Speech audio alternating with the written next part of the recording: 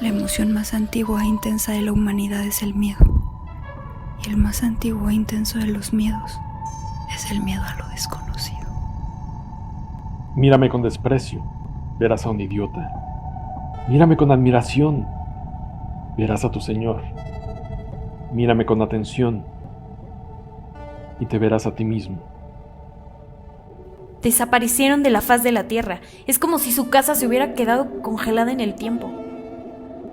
Nosotros, los asesinos seriales, somos sus hijos, somos sus esposos, estamos en todas partes.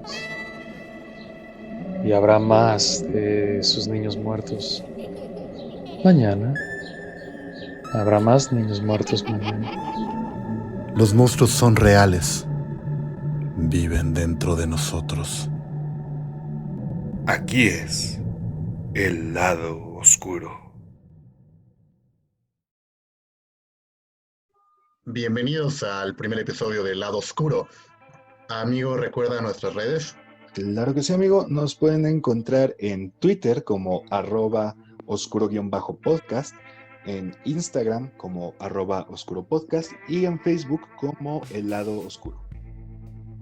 Sí, como Jarabe de Palo, ustedes también nacieron en el lado oscuro y les gusta este contenido. Bienvenidos, llegaron al lugar correcto. Y hoy vamos a estar hablando de Glee. Entonces, para poner un poquito en contexto la cosa, Glee es un show de 2009, ya tiene un ratito, que pues, fue un boom absoluto porque tocaba como temas que en el momento eran propositivos y revolucionarios. Era un show que le abrió la puerta como a diversas identidades, como a muchos chicos que estaban como en búsqueda de identidad y de confusión, y trató mucho los temas de diversidad sexual de una manera muy interesante, y era un show en formato de comedia musical con gente talentosa, con gente con voces poderosas e interesantes. Entonces cuando salió fue un boom absoluto. Fue un fenómeno mundial en toda la expresión de la palabra. No había nadie que no hubiera escuchado de Glee, ¿no? A lo mejor no lo veías, a lo mejor no era tu hit, pero no había nadie que no hubiera escuchado de Glee, que no supiera lo que era Glee. Y bueno, el impacto que tuvo, como bien dices, pues fue brutal, sobre todo obviamente en las audiencias jóvenes, ¿no? en los chavos. Y pues se ha hablado muchísimo sobre cierta característica que podría tener esta serie con aquellos involucrados, ¿no? Y con consecuencias casi fatales o en su mayoría fatales, y pues es algo muy oscuro. Que aparte es algo opuesto a lo que pretendía Ryan Murphy, que es el creador del show, como en esta apertura, en este contacto, y como vamos a hacer como una recapitulación de los hechos que volvieron a estar en boca de mucha gente, porque desafortunadamente apareció el cuerpo de Naya Rivera, que era uno de los o fue una de las actrices más talentosas en el show, que tenía un personaje, Santana, que empezó a tomar una fuerza propia y llegó a rivalizar en el trono con Rachel Berry, con el personaje Lea Michele, ¿no? Llegó a tener esa potencia porque Naya Rivera era extremadamente talentosa. Entonces encontraron su cuerpo, ya hablaremos de ello un poquito más adelante en estos días, y entonces volvió a surgir este tema. Pero el primer momento de este tema es en 2013 con Cory Monteith. Cory Monteith fue justamente el primer caso de esta llamada maldición, ¿no? Ya bien mal dicho tal vez, pero bueno, él fue la primera víctima, digámosle así. Él había lidiado con el abuso de sustancias desde muy joven, y en el 2013 su cuerpo fue encontrado en un hotel en Vancouver, y bueno, la autopsia reveló que pues, fue por abuso de sustancias, entre ellas el alcohol y la heroína. Y él justo tenía una relación con Lea Michele fuera de la pantalla. Eran o tenían como la interacción dentro de la pantalla, pero fuera era su pareja. Entonces fue una situación muy complicada porque era todavía dentro de la vida del show. Este fue en 2013 y Glee termina en 2015, entonces todavía estaba activo. No era la primera o segunda temporada, pero todavía estaba activo. Entonces, en un momento tuvieron que incluso decidió Ryan Murphy hacer un episodio homenaje a la muerte de Finn, que era el personaje que interpretaba Cory Monteith. Y luego hay un segundo hecho que se vincula como este primero, que es Nancy Motes, que era asistente de producción de la serie y que curiosamente es hermanastra o era hermanastra de Julia Roberts, fue encontrada en una bañera en 2014 como suicidio. Y un año después de lo de Cory Monteith, y es cuando se empieza a hablar de la supuesta maldición. Todo este tipo de cosas siempre va a alimentar pues las conspiraciones, ¿no? Si hay alguien detrás o si es simplemente mala suerte, si incluso podría haber cosas paranormales, no lo sé, ya sabes que nunca falta alguien por ahí que diga que tal vez hicieron un pacto con alguna especie de entidad para tener el éxito que tuvieron, porque pues Glee fue algo sin precedentes en cuanto a series televisivas. Entonces, sí, como dices, se empieza a alimentar este mito, este rumor de la maldición de Glee, y nos lleva al siguiente caso en el año 2018, bueno, que de hecho comienza en el 2015. Mark Salling, otro de los actores y de los principales, le encontraron pornografía infantil y en su casa, en su computadora, entre sus pertenencias. Y entonces él comienza pues a lidiar obviamente con todo este proceso legal y en el 2018 se suicida. Para quienes vimos la serie, a mí me encantaba el personaje que hacía él, Noah Puckerman, o Puck también llamado, y fue un shock, una sorpresa absoluta, los miles de videos y fotografías que encontraron, y él ya se había declarado culpable y estaba a punto de enfrentar el proceso en la cárcel, con el añadido de que toda la vida iba a quedar en el registro que tienen en Estados Unidos, el de sex offenders, iba a quedar toda la vida marcado ahí, y entonces en un árbol del lugar donde vivía, cerca de un campo, decide colgarse. Y bien, como dices, todos estos casos contrastaban completamente con lo que ellos nos mostraban en pantalla, la imagen que tenía la gente de ellos. Eran personajes y era una serie que como creo que lo mencionaste un poco al inicio, le dio cierta voz a algunas comunidades que tal vez no la tenían o era una voz muy débil dentro de la televisión. Y pues todas estas cosas fueron un shock horrible, ¿no? Y bueno, el siguiente caso fue el de Blake Jenner en 2019. Que aparte, Blake Jenner, que compartió momentos de la serie con la que fuera su esposa, Melissa Benoist, y hubo un momento en el que Melissa Benoist incluso acudió a uno de esos talk shows americanos, es un video fuerte, ¿no? Y ella trae una herida en el ojo y entonces el anfitrión le pregunta por la herida y ella inventa una historia que después reconoce que se había puesto de acuerdo con su esposo después de que la había golpeado. Dice que le lanzó un iPhone a la cara, al ojo, y entonces después inventaron una historia de que ella se había caído por intentar salvar a su perro, y está ese pequeño fragmento del show. Vamos a escuchar un pequeño cachito. I am a survivor of domestic violence, or IPV, intimate partner violence, which is something I never in my life expected I would say, let alone be broadcasting into the ether. To my closest circle, I just plain lied. I made up stories of how bruises and scratches were born. I did this at photo shoots, at work, with my family, all to shield myself from my own burgeoning anger, protect myself from more arguments, and of course, to protect him. Donde ella inventa esta historia, ¿no? Donde ella tiene que inventar esta cobertura de lo que había pasado, y en el momento no lo declaró, después se separó de él, y después fue cuando salió, no dijo el nombre como tal de Blake Jenner, pero todo permitía asociar en la línea temporal que era él, y será otra polémica añadida a todo esto, ¿no? Y la última vino con Black Lives Matter, y con Lea Michele, la protagonista. Lea Michele se unió a todas estas protestas virtuales cuando subían las imágenes en negro o cuando apoyaban con el hashtag Black Lives Matter. Entonces, otra de sus compañeras de reparto, la actriz Samantha Weir, pues la acusó de hipócrita y habló sobre las actitudes racistas que Lea Michele tuvo con ella y con algunos otros miembros del reparto durante las grabaciones de la serie.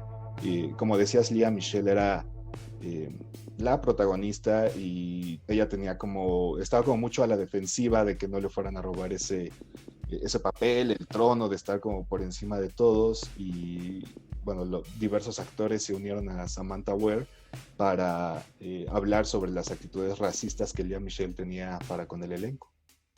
En general le dijeron que era una bully, que era como la bully del set, aunque luego una de las productoras salió a decir que no era la única y que era como muy fácil aventar a una mujer under the bus, ¿no? Debajo del autobús, como dicen allá, y que había muchos hombres también con comportamientos complicados.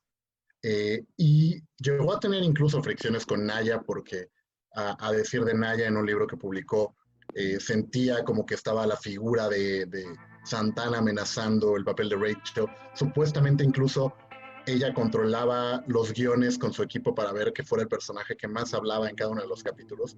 Entonces empezó a sentir como esa figura que le presionaba, al punto que decían Naya que en la temporada 6 ni siquiera se hablaba. O sea, no se dirigían la palabra. Entonces, lo que pasa es que fue un show donde eran jóvenes y les estalló la fama en la cara. Dice Ryan Murphy que él incluso les tuvo que poner una regla de que no tuvieran sexo en los camerinos y en el estudio de grabación, de que ni siquiera le hicieron caso. O sea, fue como muy jóvenes con el éxito brutal estallándoles en la cara y teniéndolo de la noche a la mañana todo. Y eso siempre tiene consecuencias.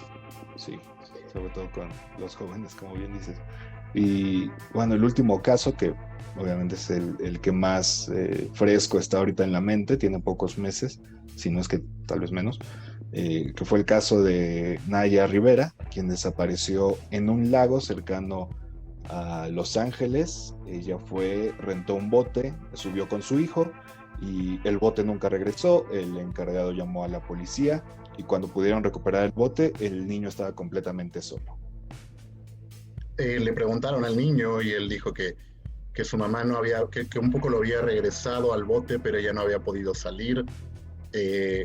No es un lugar con corrientes como se especuló en un momento, sino en realidad lo que pasa es que el viento, la fuerza del viento puede alejar de quien está nadando la embarcación y puede volverse como muy complicado y muy pesado y pues como dices, al final la encontraron y fue una tragedia brutal que impactó en ella y en los compañeros, e incluso le dedicaron como algunas cartas, algunos documentos en sus redes.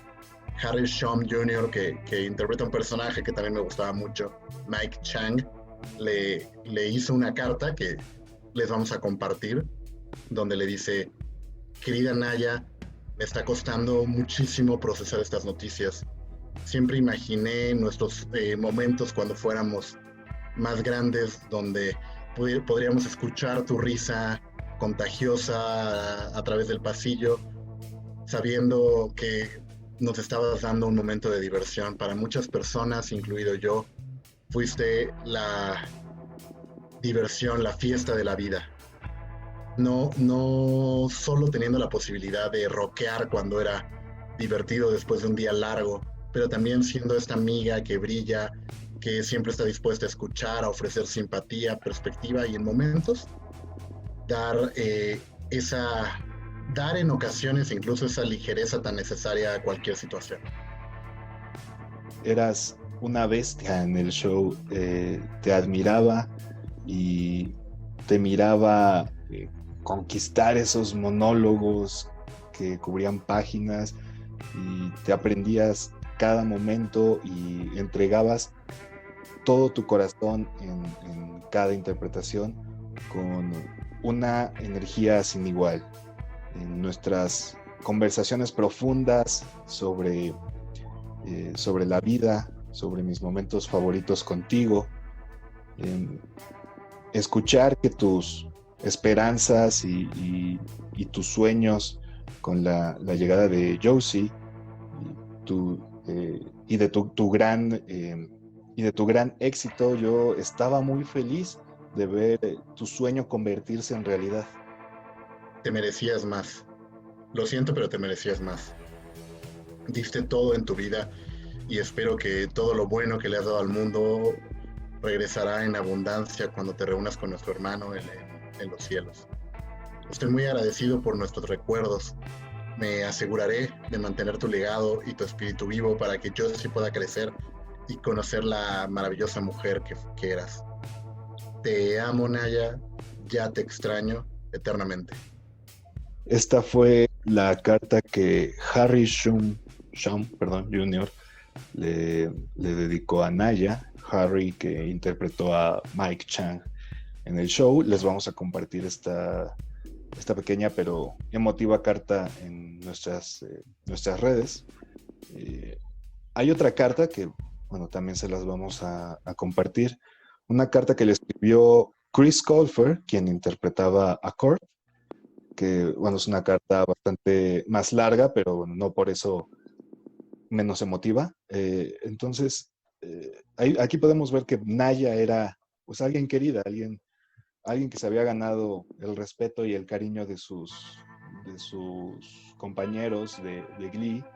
Y bueno, esta pérdida, aparte de ser un accidente terrible, ¿no? Que no podemos, creo que muchos no acabamos de imaginar cómo pudo darse, pues bueno, es algo que termina alimentando todavía más esta conspiración de si existe o no la maldición de Glee.